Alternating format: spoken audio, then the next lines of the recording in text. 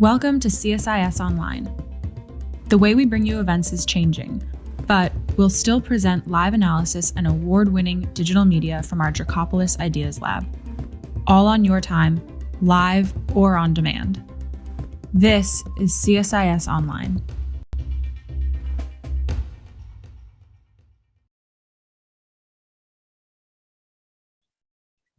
Good afternoon, or morning, or evening, depending on where you happen to be. Welcome to the CSIS event, Creating Fiscal Space During the COVID-19 Era. I'm J. Stephen Morrison, Senior Vice President at the Center for Strategic International Studies, CSIS here in Washington, D.C., where I direct our global health work. I want to first congratulate my CSIS colleague, Stephanie Siegel, Senior Fellow in the Economics Program, on publication of today of her excellent analysis, which will be a central focus of our conversations today, creating fiscal space in the COVID-19 era.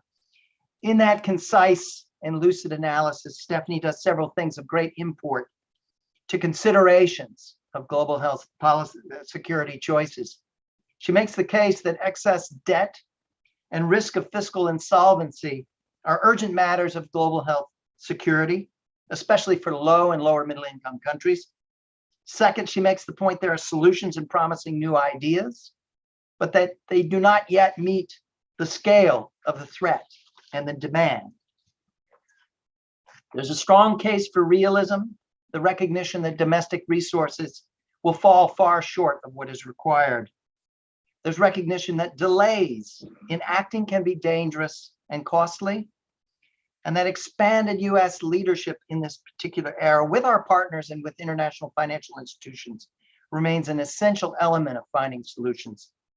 China can and should be incorporated into those solutions along with the private sector. And there are identifiable and actionable options on the table, which we'll hear about from our participants. And there are many events that are on the horizon at which these items are going to be discussed. So the timeliness of this couldn't be better. I'm personally thrilled at the diverse and august group of individuals who've assembled here today. Andy Bocall from the Biden administration Department of Treasury Undersecretary, International Affairs. Gargi Ghosh, friend and ally from the Bill and Melinda Gates Foundation. Nancy Lee from the Center for Global Development and also a senior advisor at CSIS. Nathan Sheets, former Undersecretary International Affairs at Department of Treasury and now at PGIM Fixed Income. And Mark Brown from the UK Treasury. Thank you all for being with us. This work today is part of the CSIS Commission on Strengthening America's Health Security in partnership with the CSIS Economics Program. We founded the commission 3 years ago with the aim of really shaping in Congress and the administration and the broader environment U.S. approaches on health security. It's been going on now for 3 years and will go on through 2022, supported by the Bill and Melinda Gates Foundations. Our co-chairs, former Senator Kelly Ayotte, former CDC Director Julie Gerberding. We include in our very active membership 6 prominent members of Congress, split between Republicans and Democrats, and opinion leaders from public health, industry, diplomacy, and security domains. Stephanie kindly joined this group last year when we first pulled together the commission and experts to examine the impacts that the pandemic was having economically upon Africa. We did that on April 9th of 2020. That led to commissioning the paper that Stephanie has kindly authored and the various working groups that helped contribute to it. We've strived to make clear through that body of work just how central these economic considerations are to global health security policy. And as we've seen here today with the publication of Stephanie's paper, we're making some progress. It's our intention to build further on this promising work with additional activities and products in the near and medium term. Thank you all for being with us. I want to single out several of the staff who've contributed a great deal to making this possible today. Amith Mandavili, Pearl Risberg, Megan Zori, John Monson, Clifton Jones, and Graham McGillivray. Thank you. Over to Stephanie. Thanks very much, Steve. And I want to get right to our keynote and our expert panel, because we've got a lot of talent and a lot of expertise to bring to you over the next hour and a half or so. Let me just say briefly, when Steve asked for the economics program to participate in the commission's work, we accepted immediately. And I think his idea of linking explicitly investment in public health and pandemic preparedness to the economic and financial realities faced by countries, and also to the economic outlook, is essential. And so to be a pillar of the work that the Commission is pursuing over the next 2 years is really a very welcome invitation, and one we were very happy to accept. I would note in the paper that was released today, there is an emphasis on the very different capacities that countries have to respond. We know that advanced economies, for instance, in this crisis have been able to respond with about 24% on average of their gross domestic product in fiscal response, both revenues and expenditure side. By comparison, emerging markets have been able to provide about 6% of their GDP. And low-income countries, it's only 2% of their GDP. So there are very different capacities to respond.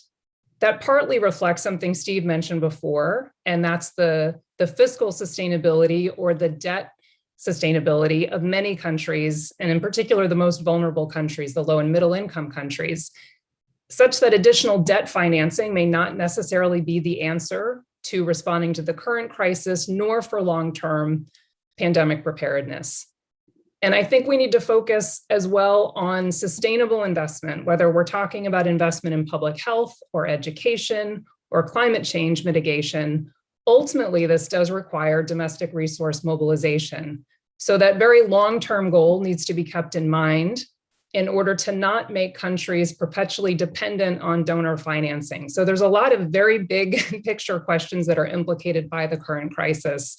We also know that Secretary Yellen has made very clear the Biden-Harris administration's commitment to working with partners to enhance pandemic preparedness against future shocks. She's also recognized that many low and middle income countries lack the finance to support their populations during the pandemic, leading to more entrenched poverty and growing inequality. And she's also committed to restoring US leadership in the multilateral system to help make the world economy stronger and advance American interests.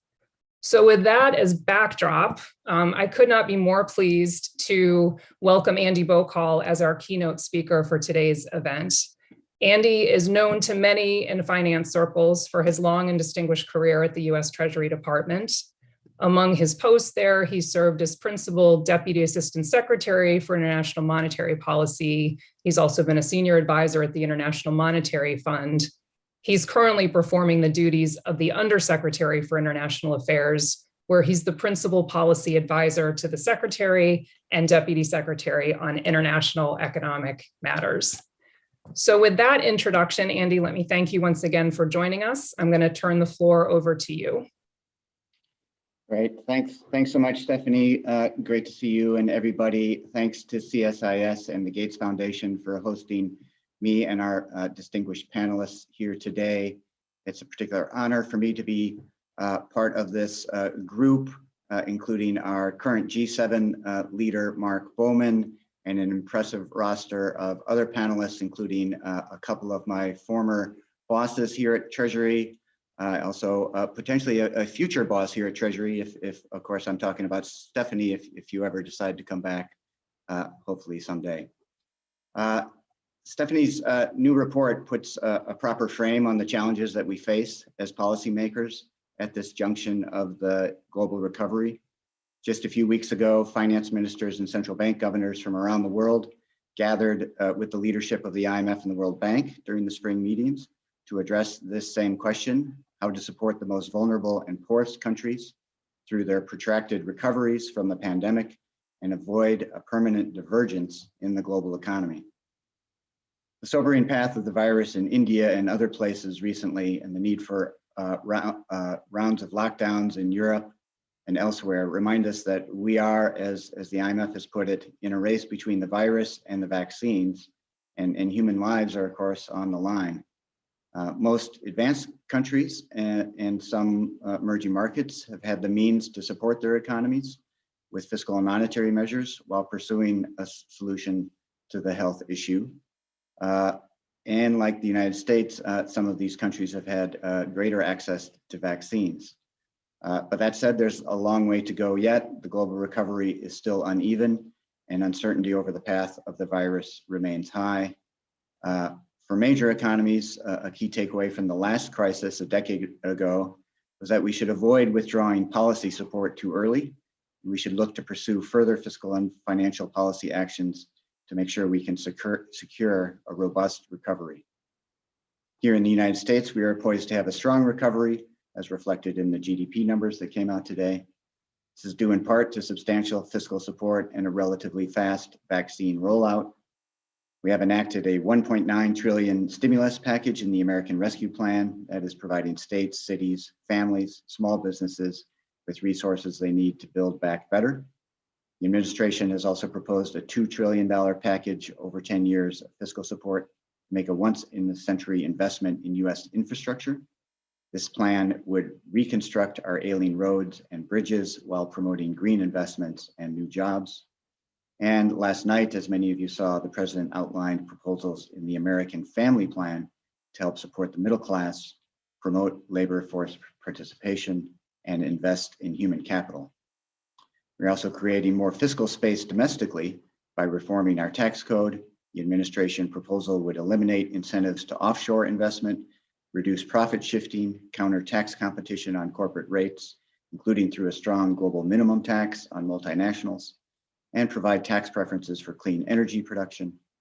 Importantly, the revenues from these reforms would be used to make essential investments in infrastructure, research and development, manufacturing, and more to boost the long-term competitiveness of the US economy.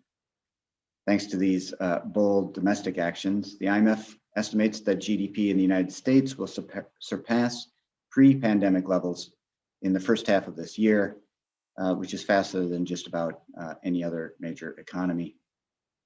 One wise policymaker once said, I think this person might even be on our panel, that in addition to a sound substantive policy package, we need to be able to summarize the plan on a bumper sticker. I think the bumper sticker for these US efforts is Build Back Better, phrase that is also used among many of our international partners as it describes the goals quite well. All of that said, we need to recognize that many middle and low-income countries are in a very different place. They lack the ability to undertake a strong fiscal expansion to support their economies and people through this crisis, and they are constrained in their ability to obtain vaccines. Stephanie has provided some of the numbers related to how much fiscal support countries have provided as a share of GDP. That shows this difference quite starkly. The IMF also estimates that low-income countries alone will need to deploy about $200 billion over the next 5 years just to fight the pandemic, plus similar amounts or even more to sustain economic growth and recovery. The high and growing debt burden in many low-income countries further limits their ability to respond to the crisis. Many countries, especially those in Africa, are at heightened risk of debt distress. Thus, without further international action to support low-income countries, we risk a stark divergence in economic growth prospects for advanced economies versus low-income and developing countries. The result here would be a deeper and longer lasting crisis with mounting problems of indebtedness, more entrenched poverty, and growing inequality. Embedded in recovery efforts, we have an interest in helping countries pursue sustainable and inclusive growth and strengthen long-term resilience. Our response will not be fully successful if we end up just where we were before. Thus, we are working with our bilateral partners, our multilateral partners, including through the G7, the G20, and the international institutions, to ensure that countries around the world have the resources they need to fight the pandemic and build public health infrastructure to prevent future crises. Our toolkit includes financial support to address the virus directly, such as through the COVAX facility, the COVID Vaccines Global Access Facility, It includes robust support through the IMF and the multilateral development banks. It includes bilateral economic and technical support, and it includes debt relief where needed. Our first order of business is to stop the virus by ensuring that vaccinations, testing, and therapeutics are available as widely as possible. Low-income countries may not achieve widespread vaccine coverage until 2023 or even 2024. More work and funding are needed to address manufacturing shortages, secure vaccine purchases, and finance and facilitate domestic vaccine drives. This disparity puts the health and economic well-being of all countries at risk. And as an international community, we need to find global solutions to vaccinating the global common. The United States is working with our partners to increase vaccine supplies and explore options to share excess vaccines. At Treasury in particular, we are working to make sure that a lack of financing does not become the bottleneck to global vaccination, and that countries are prepared to get shots into arms as soon as the vaccine is available. The multilateral development banks are key to this effort. We are urging the World Bank to use its leadership and convening role to support timely access to vaccines, particularly for the poorest. The United States has also committed $4 billion to the COVAX initiative to help finance vaccine access globally, and we are urging others to increase their support. One takeaway for us has been the need to think more long-term about ways to reinforce the global health architecture and its preparedness and response capacities. In that vein, we are looking at ways in which both finance and health authorities can partner together to strengthen coordination and accountability in the global health architecture to prevent and effectively respond to future outbreaks. We welcome panels like this, which are very much focused on this exact question. Turning to the multilateral response, we are considering how to efficiently leverage the resources of the international financial institutions to promote a sustainable recovery for the poorest countries. Already, the IMF and the multilateral development banks have responded with both speed and size in their programs to stem the immediate impacts of the crisis. Last year, the IMF provided about $110 billion to 86 countries, including about half of that amount in precautionary programs. Multilateral development banks provided over $155 billion, which is a record amount, with the World Bank using over half of its financing during the last year to support emergency operations and address the social and economic response to the crisis. We should make efficient use of the strengths of these existing tools while being both flexible and pragmatic in thinking about potential improvements to the toolkit. We're taking steps to enhance the concessional assistance tools of both the IMF and the World Bank. For low-income countries, the IMF's Poverty Reduction and Growth Trust, PRGT, has provided substantial financing to support crisis response, with lending last year surpassing that of the previous 10 years combined. We strongly support continuing the PRGT's robust support for countries with the greatest need. We expect that many countries will require longer-term engagements with the IMF as they move from emergency financing to more standard IMF programs. This increased level of lending from the PRGT will require increased support from donors. We are currently looking to provide a US contribution for this purpose and encourage other donors to do the same. At the World Bank, we have supported the front-loading of grant and concessional loan assistance from the International Development Association, IDA, to help countries address the immediate health crisis, extend social safety nets, purchase and distribute vaccines, and support critical fiscal expenditures. This front-loading will allow IDA to commit more than $40 billion this fiscal year and maintain similarly elevated levels of support into next year. We have joined other donors in accelerating by a year the negotiations for the next IDA replenishment to prevent a sharp drop-off in IDA support just as recovery starts to take off in the poorest countries. These resources will be critical in supporting a greener, more resilient, more inclusive, and more sustainable recovery. The crisis has not ended the importance of prior international initiatives on developing countries improving domestic revenue mobilization. A number of countries in the developing world have quite low revenues as a share of their economies, which limits their ability to deal with social needs as well as public investments.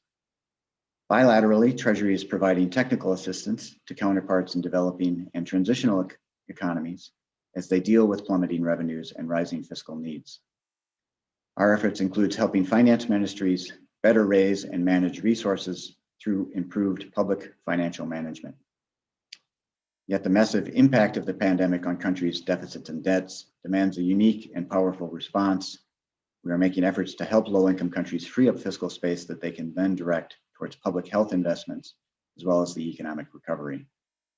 One key tool here that has been widely discussed is at the IMF and special drawing rights. We support issuing about $650 billion of special drawing rights to augment global reserves. The SDR is a peculiar international reserve asset that will increase buffers for all IMF members and give low-income countries the additional liquidity and potential fiscal space for greater spending on vaccines and healthcare. The proposed SDR allocation would complement existing multilateral efforts to assist countries in need and directly provide about $21 billion worth of SDRs in liquidity support to low-income countries and over $200 billion to other emerging market and developing countries. That excludes amounts going to China. We are looking to target late summer for the allocation to be made effective. We also strongly encourage the G20 and other advanced economies to channel excess SDRs in support of recovery efforts in low-income countries, alongside continued bilateral financing.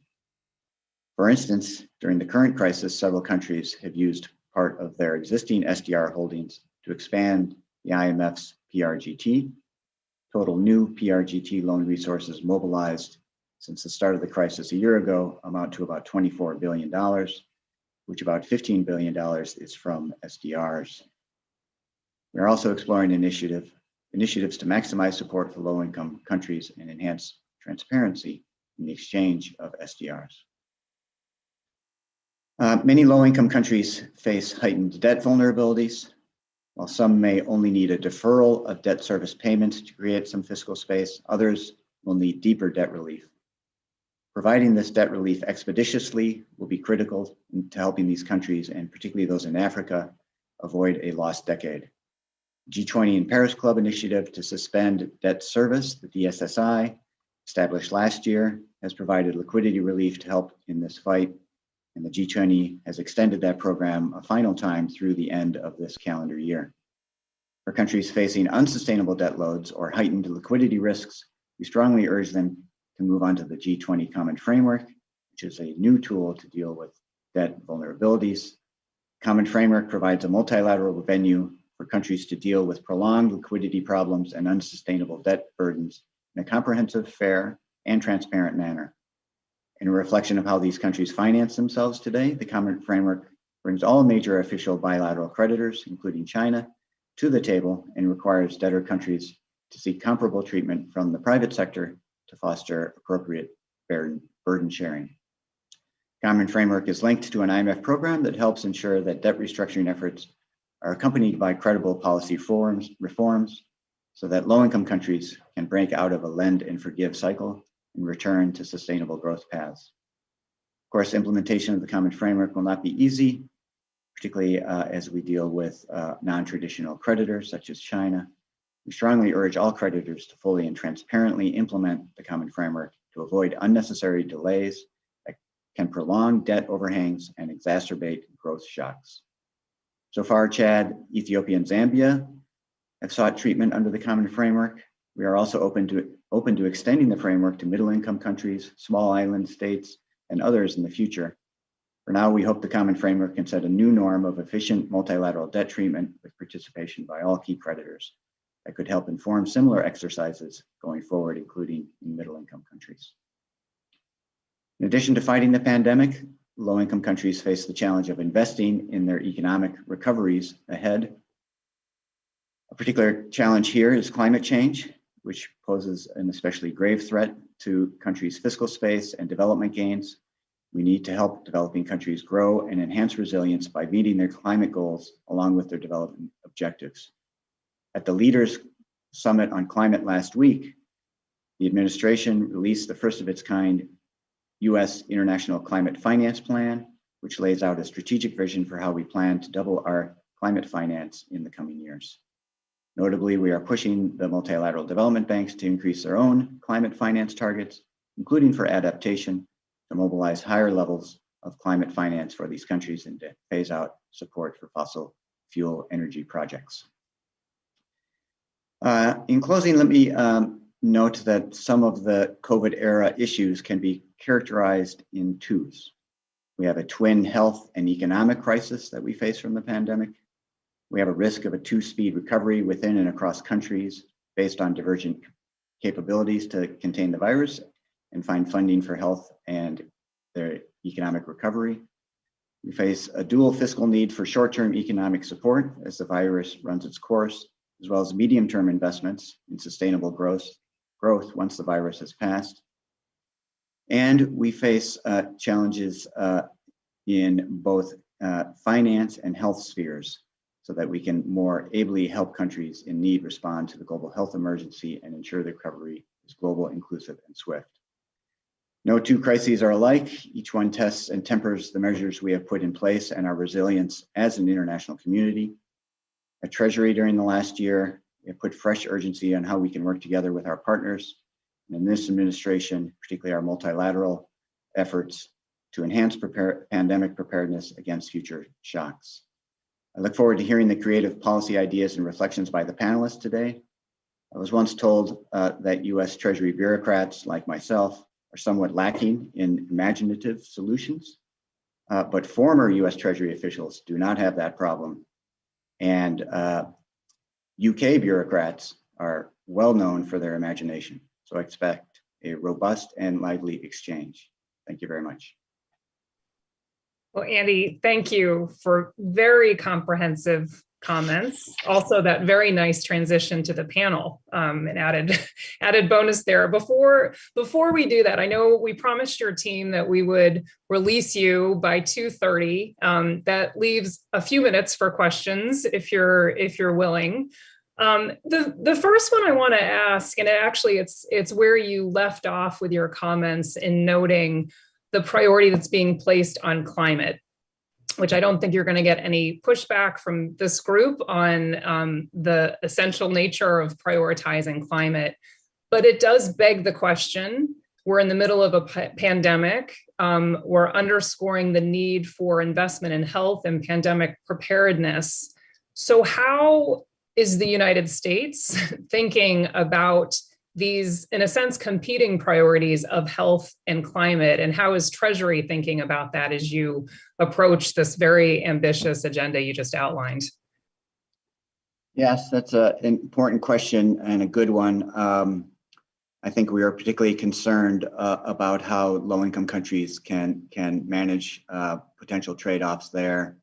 I think in the immediate term, given the negative impacts of the virus and the pandemic, for most countries dealing with the pandemic response will pay off high dividends early on.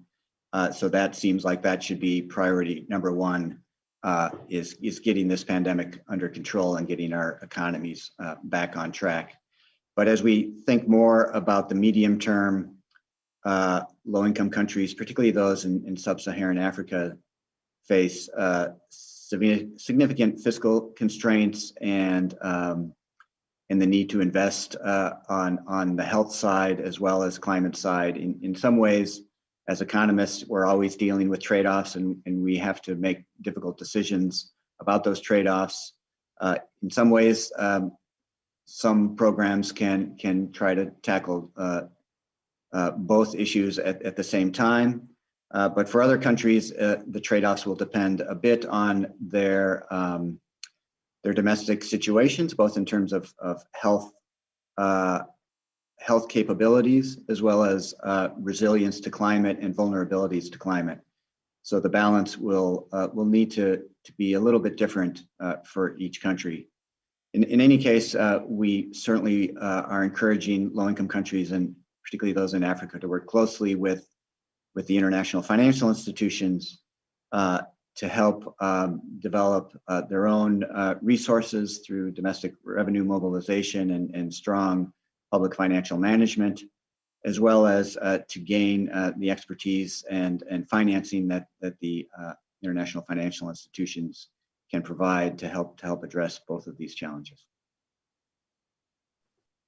Andy, I'm going to stay true to my commitment to your folks there and release you at 2:30. I really just want to thank you first for making yourself available today.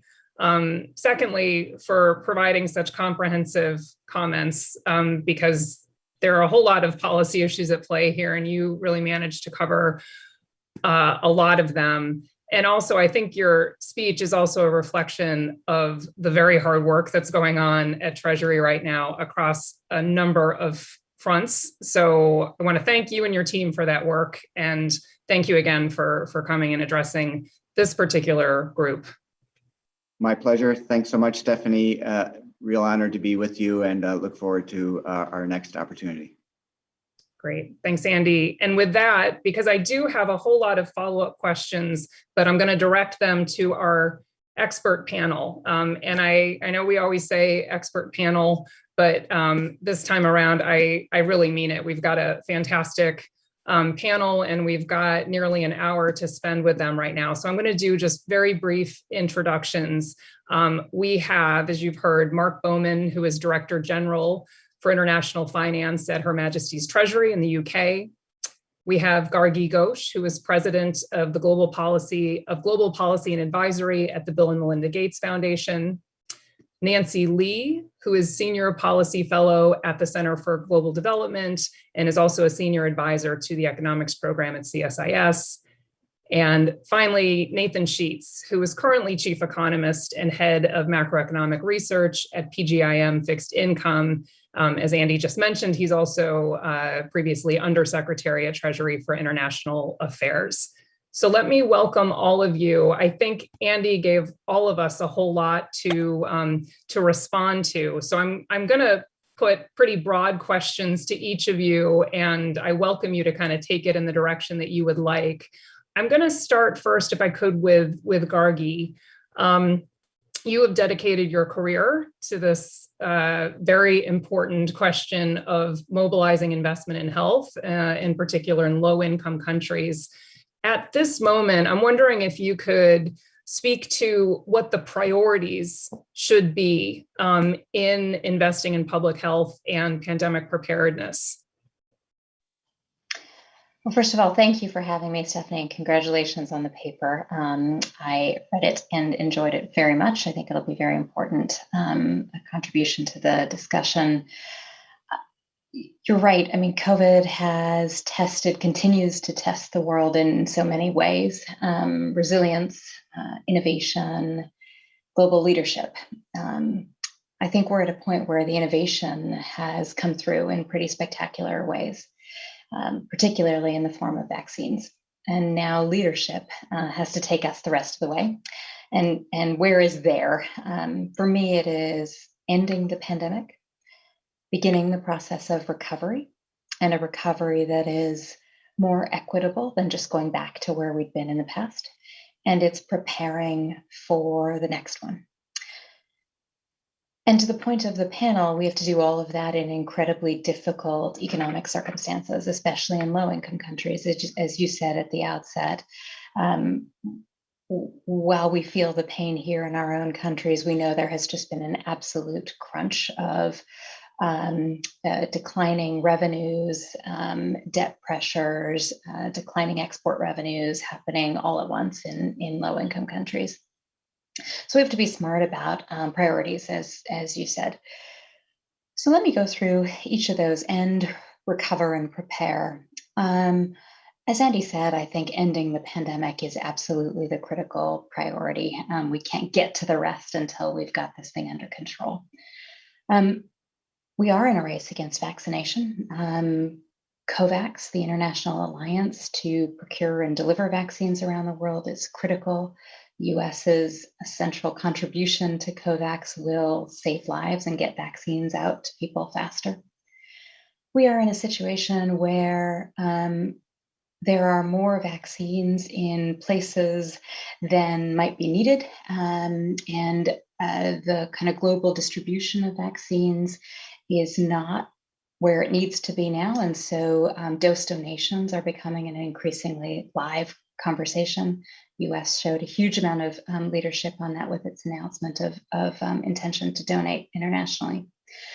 We also need to scale up manufacturing capacity. We need to make sure that progress continues on diagnostics, on wave 2 vaccine candidates as we see the variants evolving.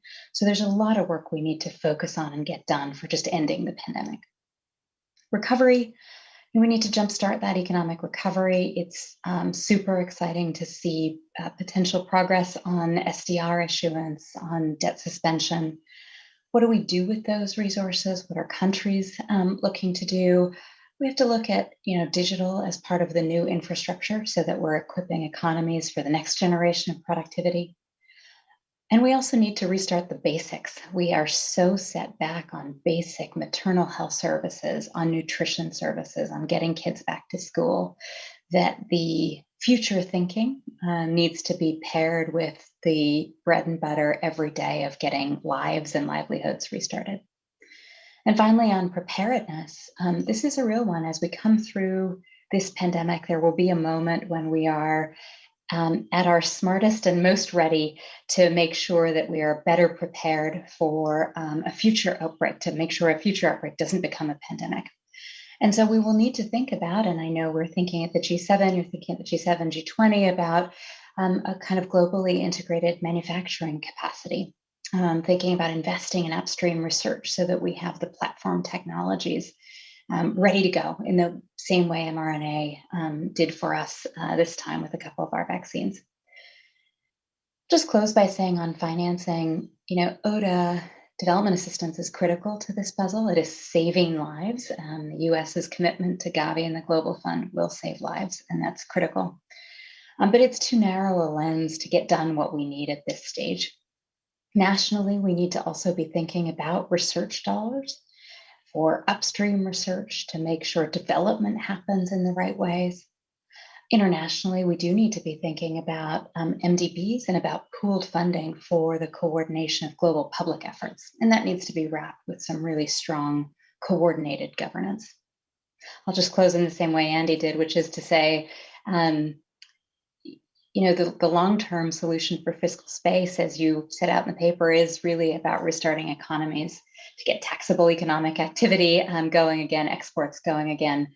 We can't do that until we stop the virus. And so in this case, investing in health is absolutely investing in economic productivity as well.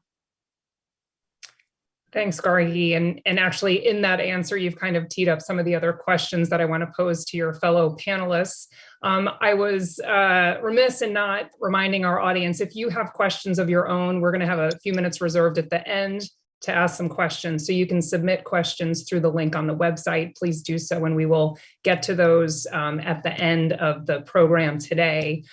Let me go, if I could, from Gargi, Mark, to you. Gargi actually mentioned the work that's happening, including at the G7. This is the UK's G7 presidency year, and the UK has also been very clear at making a top priority of its presidency leading the global recovery from the pandemic, while also strengthening resilience against future pandemics. So I'd like to ask you just how the G7 is working to fulfill that mandate, and what the UK is hoping to deliver at the summit, which is now less than 2 months away. Excellent. Thank you. Thank you very much, Stephanie, and thank you for inviting me onto this panel. It's great pleasure to be here with such distinguished colleagues. Let me answer your question by very quickly outlining what we are, our main priorities under the G7, and I'll focus more on what we're doing through the finance ministers, but obviously there's a great link between what we're doing at finance ministers and at leader level. And then I will focus a little bit more on some of the kind of issues around global health and support for low-income countries. So very, very, very briefly, because I know we're short of time, in terms of the kind of finance track of the G7, I'd highlight 4 main priorities. First of all, what I would consider to be the kind of bread and butter of the G7, the international macroeconomic policy debate, coordination of policy as necessary, discussion and sharing of experience. I mean, it's been as we all know, an incredible time for policymakers designing policies through the crisis period, and also now designing policies for the recovery period.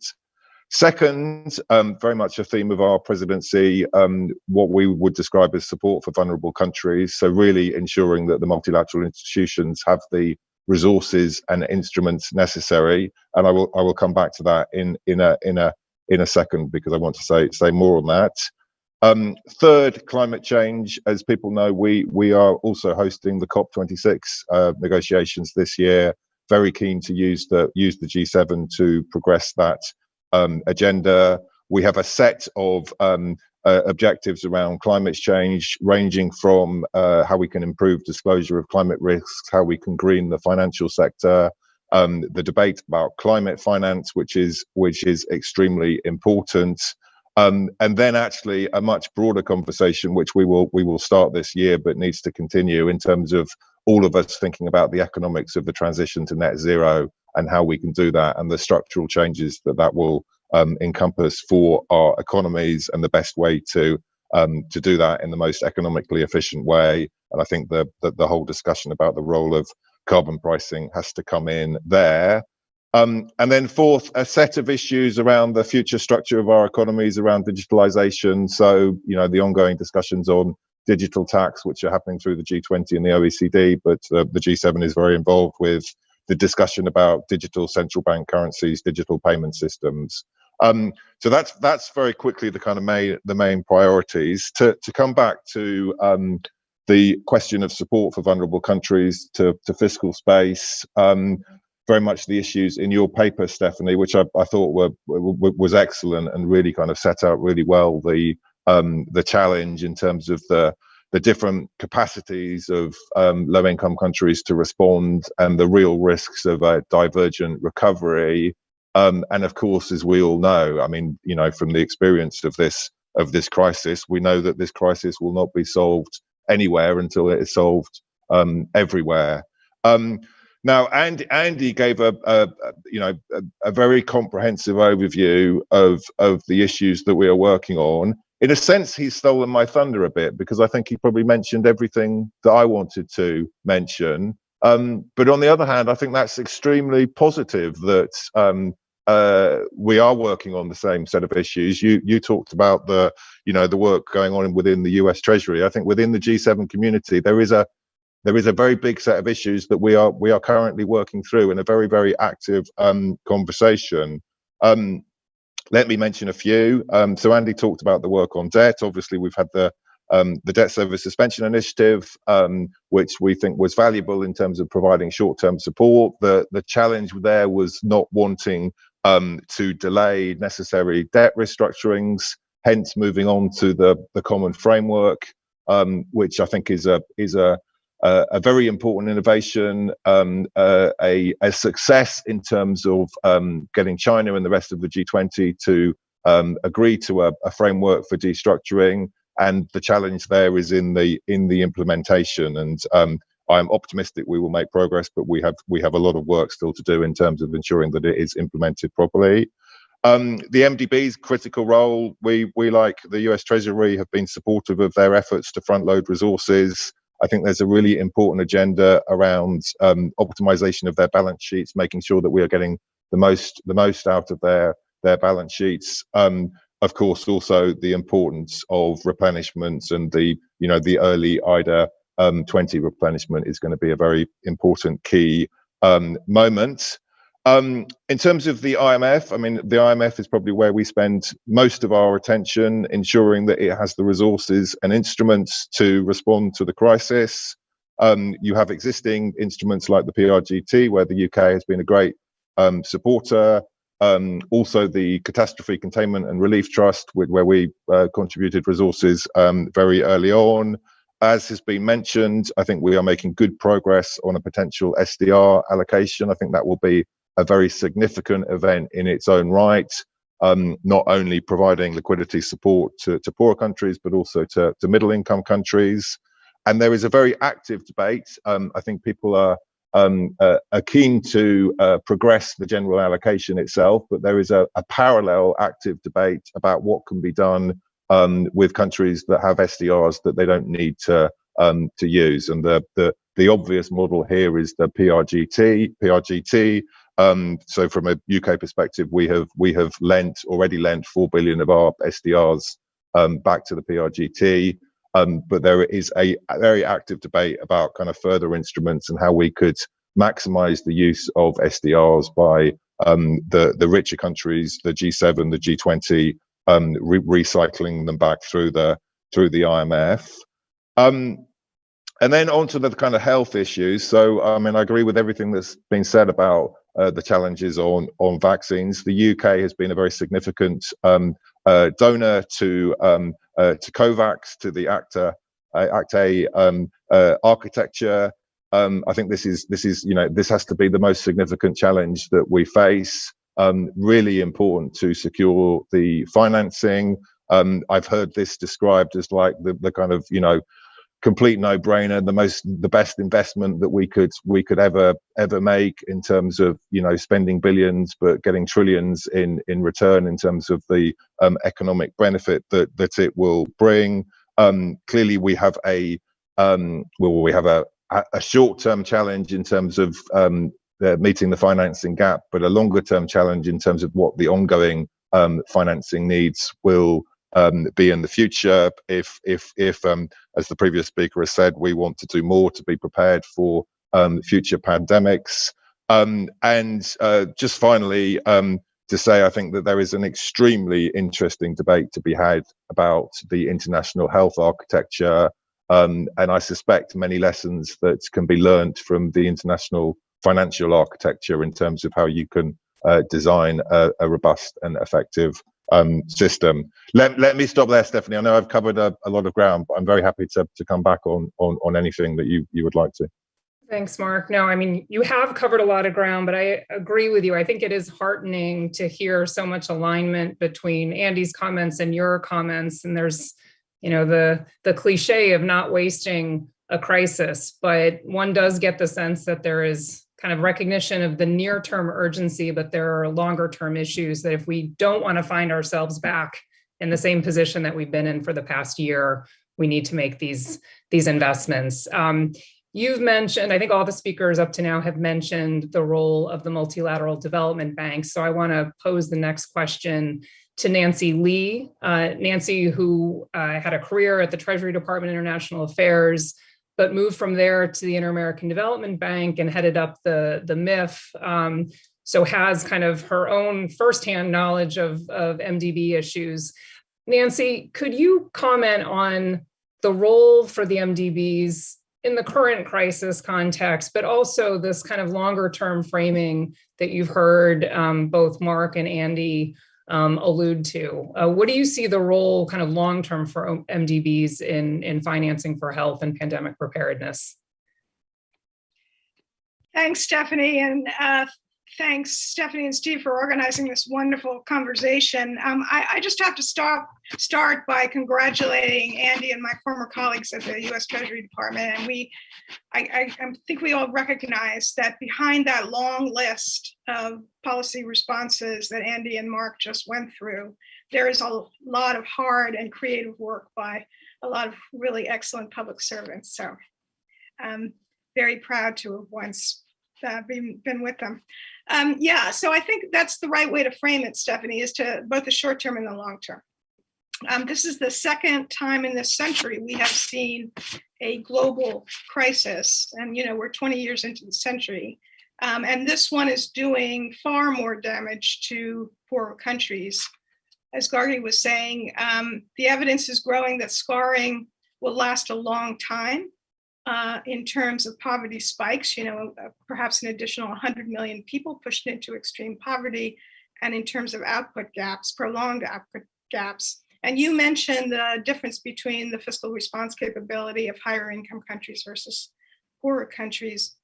But we know even before the crisis that low income countries had huge additional spending needs, which the IMF estimated as averaging 15 percentage points of GDP for low income countries to address both the health and education fiscal demands as well as the infrastructure demands. And now the evidence is suggesting that these gaps are expanding because of COVID.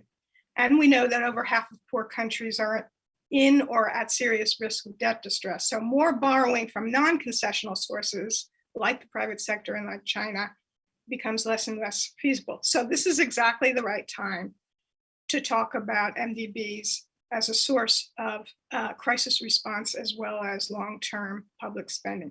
So I want to advance 4 propositions hoping to address or meet the challenge that Andy laid out for new ideas. So number 1, MDB lending capacity is just too small at the moment to make a significant contribution to filling fiscal gaps, especially for poor countries. Number 2, that means MDBs will likely need more capital, but they also need to use the capital they have more efficiently. And this is picking up Mark's point about balance sheet optimization. 3, no amount of public funding will fill investment gaps. So the MDBs need to be a lot more effective in using their finance to mobilize multiples of private finance. And number 4, the MDBs are simply not equipped and not positioned to operate as a system, which is something Gargan just mentioned, even when it's essential, such as pursuing global public goods, like combating pandemics or climate change. So just to briefly take each of those in turn, let's look at the Mdb crisis response this year. Comparing 2020 to 2019, we find, as Andy said, that most institutions really ramped up lending to governments, especially the World Bank of the Asian Development Bank. And I'm talking about the major MDBs, the World Bank and the regional development banks. The World Bank IDA concessional lending was particularly responsive, rising by more than 50% to 38 billion for the calendar year 2020. But if you look at the overall magnitude of MDB lending, it still totaled only 0.5 percentage point of the combined GDP of middle income and low income countries. So that's a pretty marginal contribution to fiscal space. How much is needed going forward? Well, we need to develop objective criteria for the scale of MDB finance needed, which is something we don't have. That's not the way MDBs individually decide about their whether capital increases are needed. And we're working on this at CGD. But as Andy, I think, said, the IMF projects that low-income countries will need an additional 450 billion over the next 5 years, which is 90 billion a year, to address the pandemic and rebuild reserves and to pursue public investment. So let's say the MDBs collectively contributed, say, 3% of GDP annually to the fiscal capacity just of poor countries. So that's about 70 billion a year.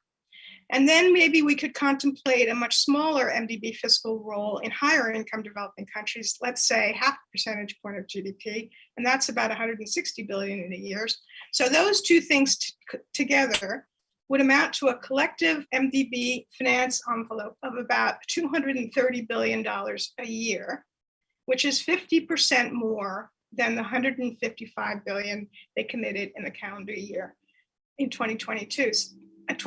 So this is just a illustrative exercise to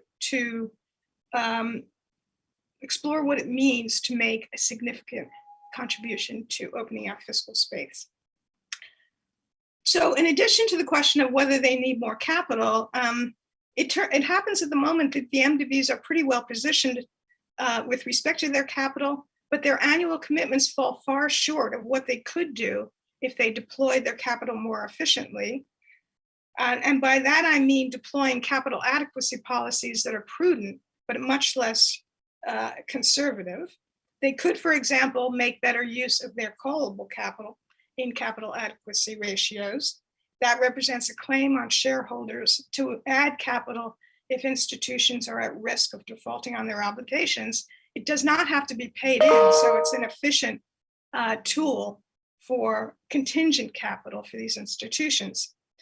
And analysis at CGD and other places suggests that the MDBs could increase their total exposure by something like 500 to 750 billion if they did so, while remaining within sound prudential limits and retaining the AAA ratings that many of them have. So this is not a small issue.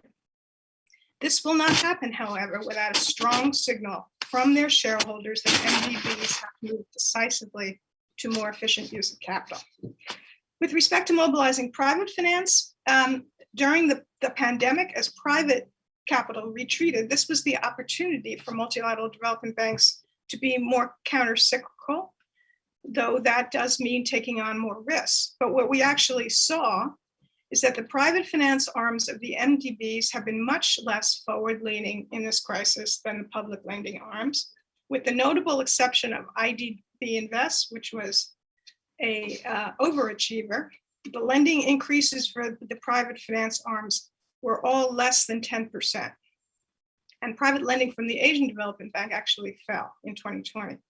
So if they couldn't be strongly counter-cyclical in the downturn, they need to demonstrate their value in the recovery phase. And that means not only ramping up their own finance, but also through catalyzing more finance from others. To do this, they have to shift toward more catalytic instruments like guarantees and equity, and focus as much on what they catalyze from others, including the private sector, as on their own balance sheet.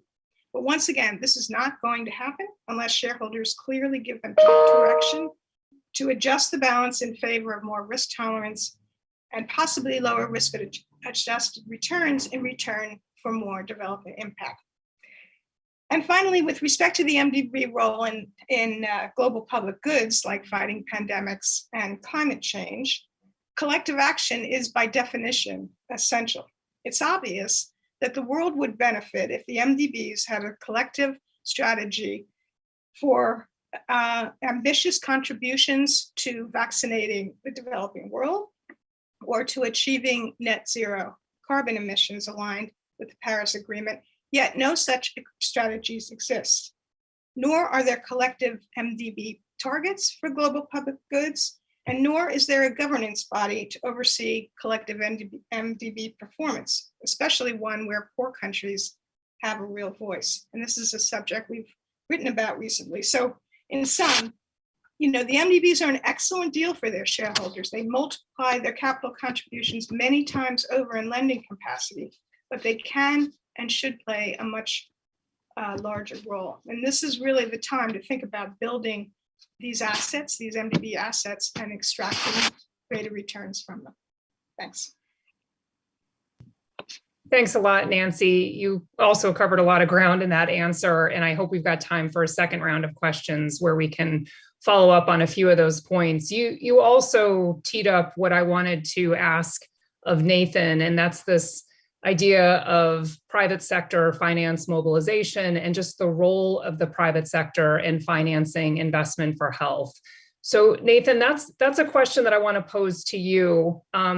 I also, before you answer that question, just given your current perch, your past experience heading up the international division at the Federal Reserve Board, we've already gotten a question on kind of the outlook in middle income countries. We know that the worst of the pandemic right now is being seen in India, Brazil, Turkey. So if you could just see what that outlook looks like from an economic perspective, and then talk about mobilization of private investment for investment in health. That would be my two questions to you. Very good. Well, thank you, Stephanie. And let me say it's truly an honor to be here with so many former colleagues and friends. And I also want to echo Nancy and applauding Andy and the wonderful team of folks in international at the U.S. Treasury. They are extraordinary. Well, kind of on the macro side of your question, This has been a period of tough sledding for the emerging markets. It has been a tough time. As you highlight, we see that almost on a daily basis now with this upsurge in cases in India. Just yesterday, India recorded 380,000 new cases. And it's shooting upward, and it's not clear to me where this stops. Looking a little more broadly, I would say that Latin America has probably been the region of the world that has been hit the hardest. That certainly includes Brazil, but many other countries. And I think that reflects a combination of, on the one hand, the pandemic has been quite severe there. And on the other hand, many of these countries were already struggling with various kinds of macroeconomic and other kinds of challenges and imbalances. And it's not clear to me that Latin America will get back to its pre-pandemic GDP levels until maybe even 2023. And you contrast that with, as Andy said, the US being back in the middle of this year. So we have seen some significant pain and disruption amongst these countries. Now, over the medium term, I'm still probably a notch more optimistic than some. That my feeling is on the vaccines that over the next 3 or 4 months, we will see the United States and other developed markets broadly complete their domestic vaccination programs. And at that point, I think there's going to be a massive pivot toward getting the rest of the world vaccinated. As long as that virus is banging around anywhere in the world, it is a risk to each country, as Mark emphasized. Further, as the year progresses, I think our ability to produce the vaccines is likely to go up as well. So I'm relatively hopeful that as we move toward the end of this year and into 2022, that we will start seeing substantial progress toward that end. Another point that gives me some hope is that this has been a tough period for emerging markets, but their central banks have been able to provide monetary stimulus in new ways through this period. Of the major emerging market central banks that I track, essentially all of them have been able to cut policy rates, and some of them actually engaged in quantitative easing. Further, across the emerging markets and developing countries, we're seeing quite significant progress in terms of developing local financial market capacities, which give them the capacity to be able to borrow in their own currencies as a complement to, or maybe even a substitute for, external borrowing. And then a final point that I would note that I think is a reason for optimism over the medium to long run is my expectation is that the global economy on the other side of the pandemic is going to look and feel a lot like it did pre-pandemic. And I think that means soft to moderate growth and probably low rates in much of the developed world. And investors are going to be saying, where can we get a return?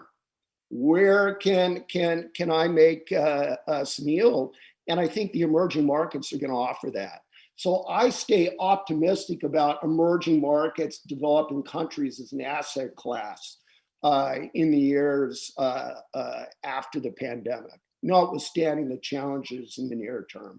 Now, with that, let me just say a word here on the role potentially of the private sector in the capacity of that financing to provide support for health. First point, there is a lot of money in a lot of places right now that is focused on investing for social objectives. And I think that green investment is very much front and center. But when I think about the rationales for socially aware investors, you know, for green, it's about the sustainability of the economy. For health, it's about unlocking the human capital and human resources of the economy, of raising productivity and efficiency and growth over the medium to long run.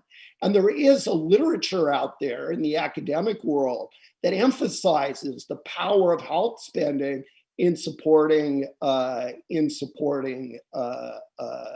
growth over the medium term.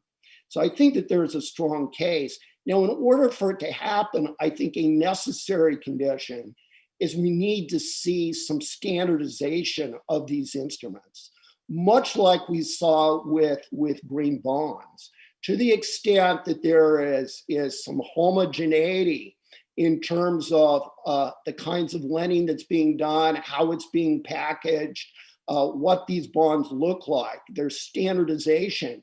That's going to make it easier for private investors to digest.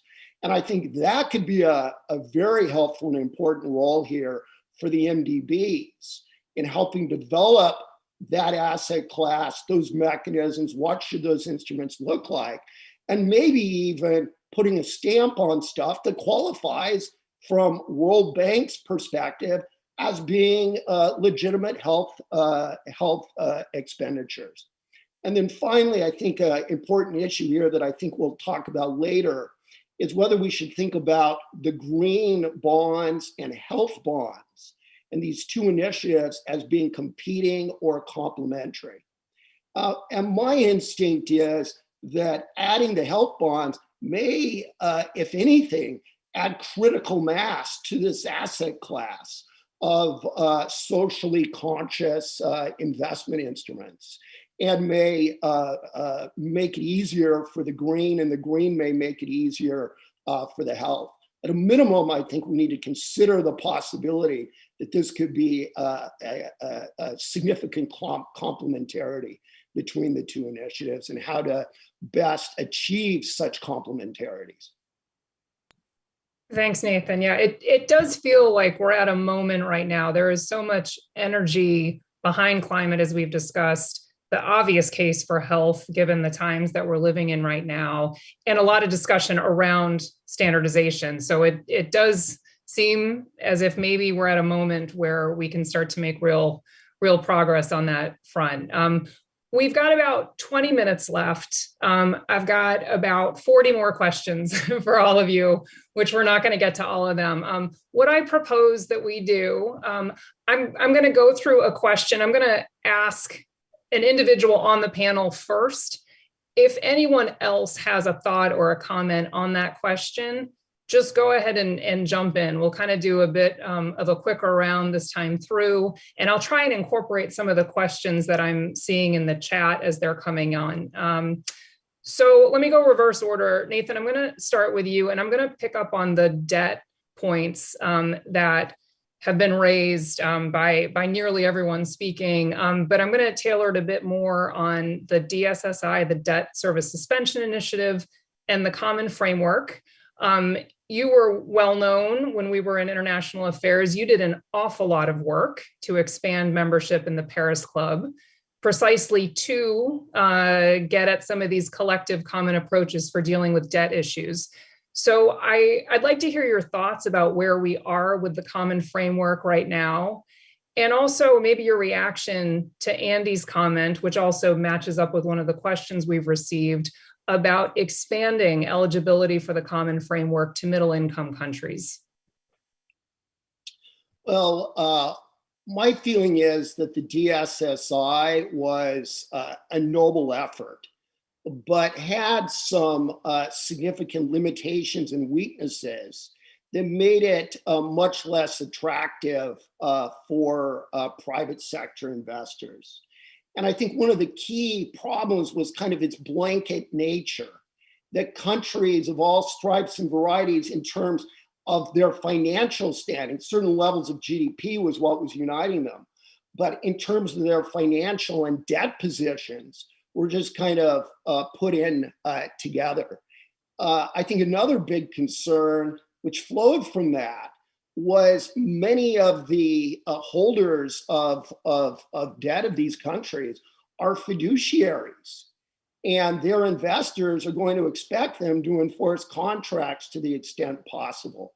So I think that through the DSSI and its struggles and its challenges, we've learned some important lessons, which arguably are incorporated in the common framework. I would say one feature of the common framework that's critical is that countries have to opt in. So the country actually has to proactively put up its hand. It's not being offered as a blanket uniform thing. I'd say a second feature of the common framework that's constructive is the countries need to be engaged in IMF programs. And then a third feature, which is critical for many of the countries we're discussing, is that it's brought China to the table. And getting China's participation is a critical input in this process for many of the affected countries. So my feeling is common framework seems to be a significant step forward. Nevertheless, there are also, at least in my mind, many unanswered questions as to how this thing is actually going to work in practice. Which countries will be eligible? Will there be any bar in terms of financial need? Or can a country just put up its hand for any reason? I would say another thing that I need to know more about is what the kinds of treatments are going to look like under the common framework. And, at what point are we going to be thinking about reschedulings versus restructurings versus deferrals and so forth? So more about the details. And then finally, I think many private investors want to know more about what their role is going to be. And when do they enter the conversation? I think many of them would like to be at the table from the beginning. But is that a possibility? So putting all that together, step forward in my mind, still lots of questions as to how it's going to work. We may have some test cases with Zambia and Ethiopia in the near term. I think we'll be watching those closely, and hopefully the public sector will be learning as it goes through those cases as well. And in terms of extending it to more middle-income countries, if it's successful, I think that's constructive. And really what we're trying to do is find a way to systematically restructure debt that is short of having a sovereign debt restructuring mechanism, which I think many of us have deep concerns about, while recognizing the need to be able to systematically restructure. And hopefully, in a year or two, we'll say the common framework is a step forward. But I think the jury's still out at this point. Yeah, and it's interesting. Your answer just reminds me of this tension right now that we're recognizing debt overhang in many countries is going to require a reduction in debt that entails losses to the holders of that debt. At the same time, we're trying to figure out how to get more private sector investment.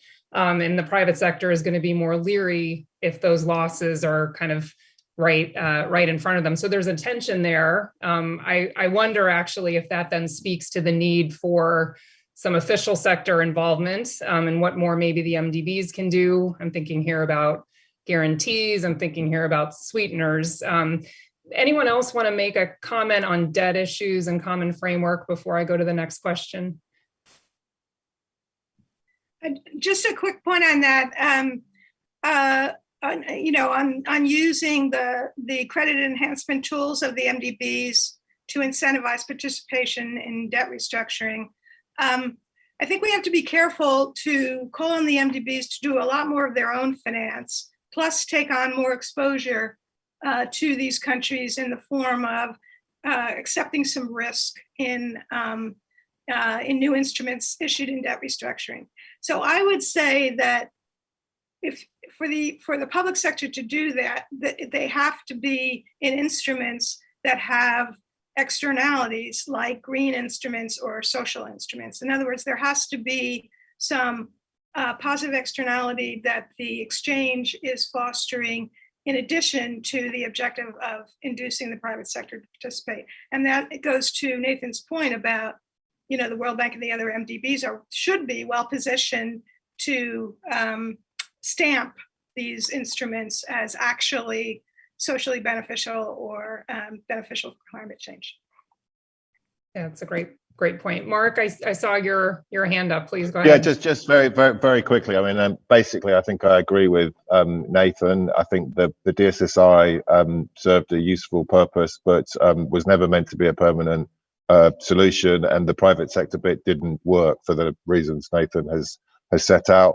I do think the common framework is significant and significant in terms of getting China around the table in essentially a Paris Club type framework, something that we've been trying to achieve for years and years. But Nathan is right. We've agreed the common framework. We haven't yet implemented it, and that will be the test. And hopefully in a few months or in the future we'll be able to say it's worked, and we'll be able to think about expanding that framework. I also agree with you, Stephanie. I think there is, this tension between debt issues and wanting to get more money to low-income countries, and of course, the role of concessional finance has to come into that.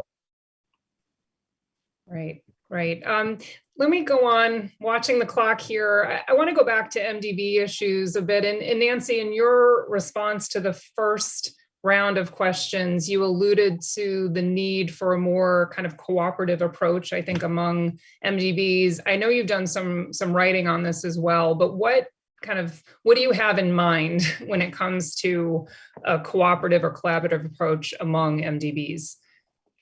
Yeah, and I think Gargi referred to it as well. I mean, and so what's missing from the system right at this point? There is no shared strategy for GPGs. There's no collective performance targets. There's no ways to share transaction costs across the institutions or project pipelines. There's no standardized assets, as Nathan was just saying, that could be pooled and be more attractive to large investors. There's no shared access to concessional funding for the most part. Concessional funding is scarce and very fragmented.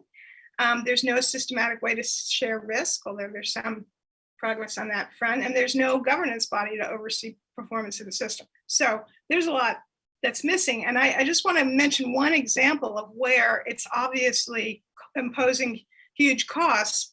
And that's in vaccination and MDB funding for vaccinations. So we have substantial numbers from the World Bank and the Asian Development Bank on funding they're prepared to provide for purchasing vaccinations, something like 21 billion in finance between the two institutions. But so far, they've only been able to actually place or commit 2 billion of that money because finance is not enough. There have to be solutions to problems of procurement and regulation and weaknesses in health deliveries and in health planning. And in order to do that, it would be much more helpful if the MDBs had a way to collaborate with each other to support governments as they do this, as well as to collaborate with COVAX and other really important actors in the global health sphere. So this is just an example of where if we really, really need collective action, you really need ways to sort of existing and well-functioning mechanisms to pursue that collective action. And what I've written about is some ideas for how you might form such a body that would oversee the system. Well, and I imagine you would then need the institutions are probably not going to volunteer to give up some of their autonomy. So you would need a question, I guess, would you need the shareholders of the institutions to basically prioritize that? Exactly. And I think you can't do it institution by institution, board by board, because those boards are really focused on the individual institution's issue. You have to have a body that oversees the work of the system that, that collaborates with the leaders of the MDB. So it has to be the major shareholders, but it also has to include the recipient countries, including the poor countries of the world, which have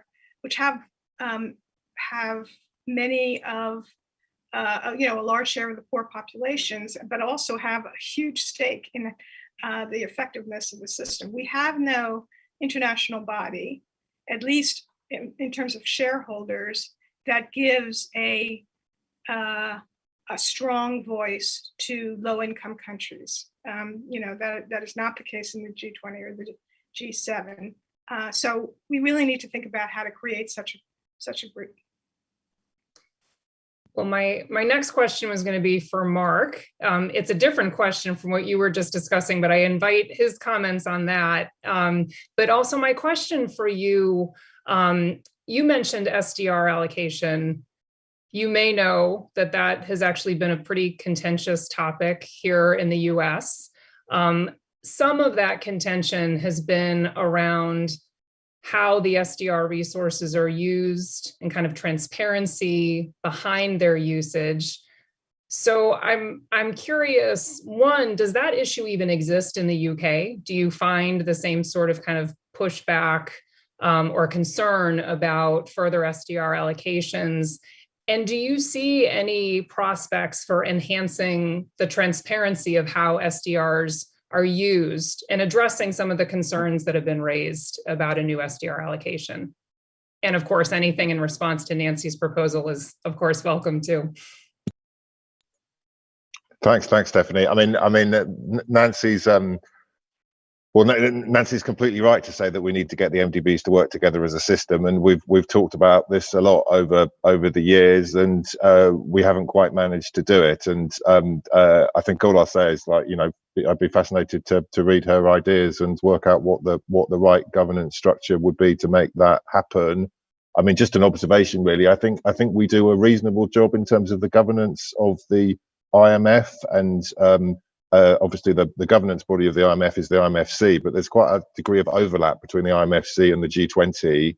When you get into the MDBs, it's a more complicated picture because you have finance ministries involved, you have development ministries involved, and there isn't quite the coherence. But notwithstanding your point, Nancy, about the importance of recipient countries having a voice, I think you could potentially imagine a more enhanced role for the G20 in ensuring that the MDBs are joined up. Stephanie, your question about SDRs. Yes, I mean, of course, I'm aware of some of the kind of political debates in the US on SDRs and concerns about I guess the blanket nature of the allocation and how the SDRs might be used. I think we're just as conscious of those issues. I don't think. I mean, to be very frank, I don't think there's a massive public debate or political debate in the same way in the UK, but we're just as conscious of those issues here. And yes, I think I am reasonably optimistic that there will be an agreement on enhanced transparency. I think there's a lot of support for ideas around that, and I think that will be an important part of the sort of overall package with the allocation. And then, as I discussed briefly earlier, I think there is an interesting debate about recycling options, and the sort of baseline for that debate is the existing PRGT. But there's a question as to whether the fund could go further and design some more instruments, and that obviously gets into the question of the respective mandate of the IMF relative to other institutions. My guess is we'll end up with a sort of small menu of options, and it will be for donor countries, for SDR holders to decide how they want to use their own SDRs. Thanks, Mark. I think we got time for one more question that I'm going to pose first to Gargi, but this is definitely one where I'm interested if other panelists have views.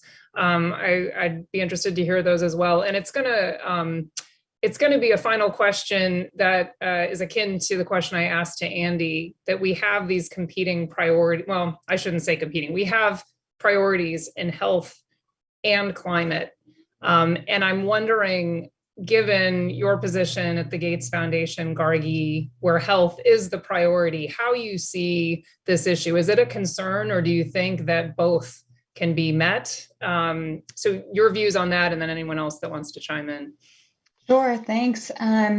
Well, first I'll just start by noting that when we look at what's happening in low-income countries, the reality is we have to deal with these challenges at once, because climate impacts are exacerbating poverty traps. And if you think about smallholder farmers who are growing their own food, they are the ones most vulnerable to slight shifts in weather or water patterns, and that has a direct impact on nutrition and health.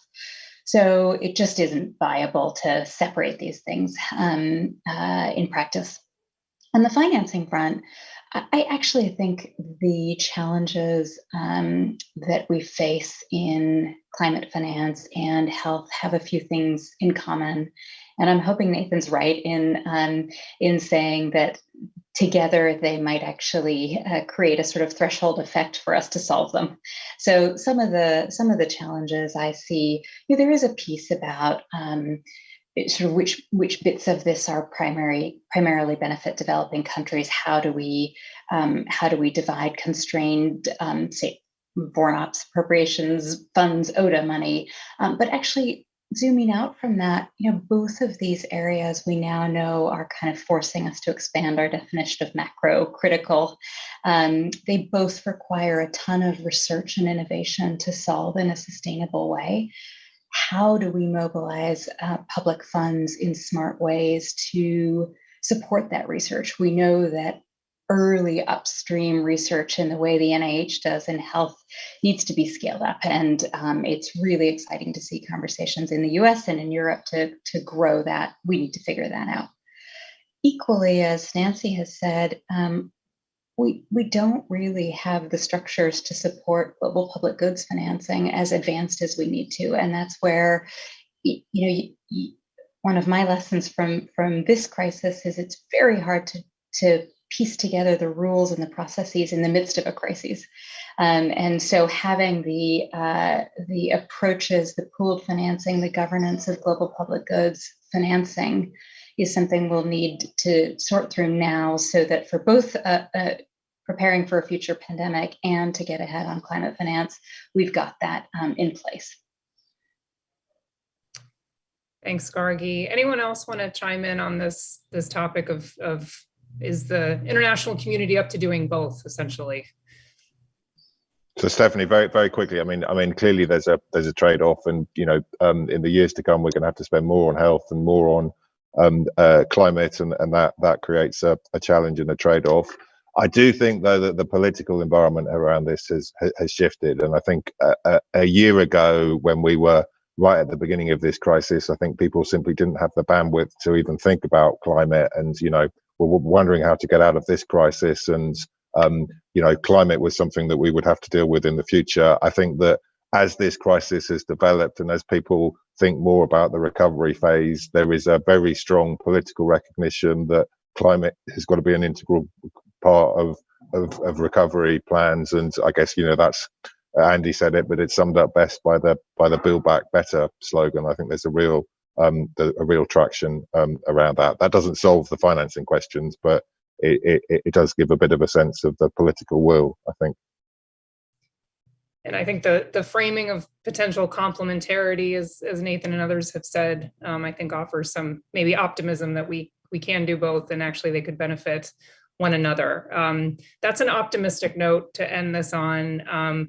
Again, I really want to I recognize the talent and expertise on this panel. I know that you're all very busy people and have lots of other things you could be doing with your time, but I really think it's important to demonstrate the good thinking that's going on these issues. And I really don't think there's a more important topic to dedicate time to right now. So let me thank all of you for joining us. Let me thank Steve, before passing it back to him, for his leadership in this work, and also thank the Gates Foundation for their support of this really critical work. And with that, Steve, I will pass it back to you to close us out.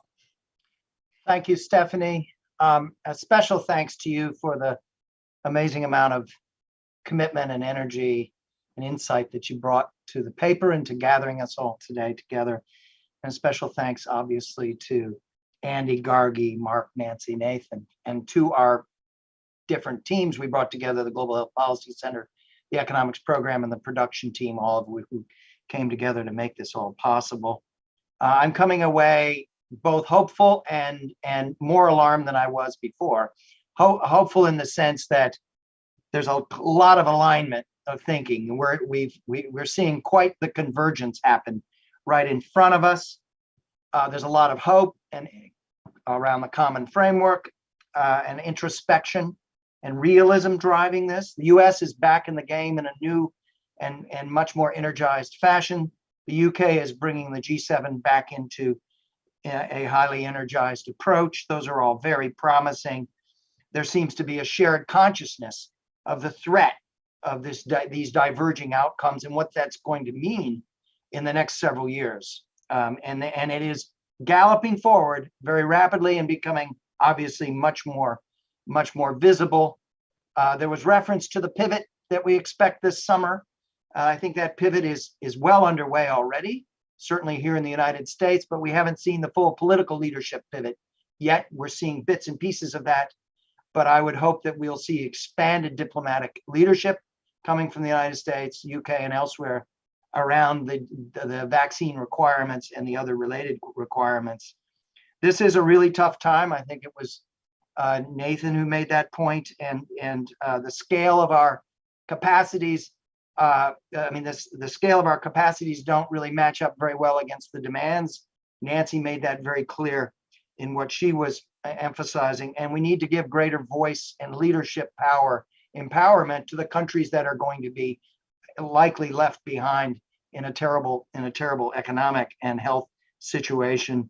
I like the debate around the tension between health and green investments, and I really appreciated Nathan's thoughts about these can be, if managed properly, can become synergistic and complementary to one another. So thank you all. Please stay tuned. We'll be trying to get Stephanie and her team to continue working with us as we move into the future on this. We're very grateful to you, Stephanie, and to Matt and your whole team for this. We could not have possibly done this on our own, and this kind of partnership is exactly what we hope for. So thank you.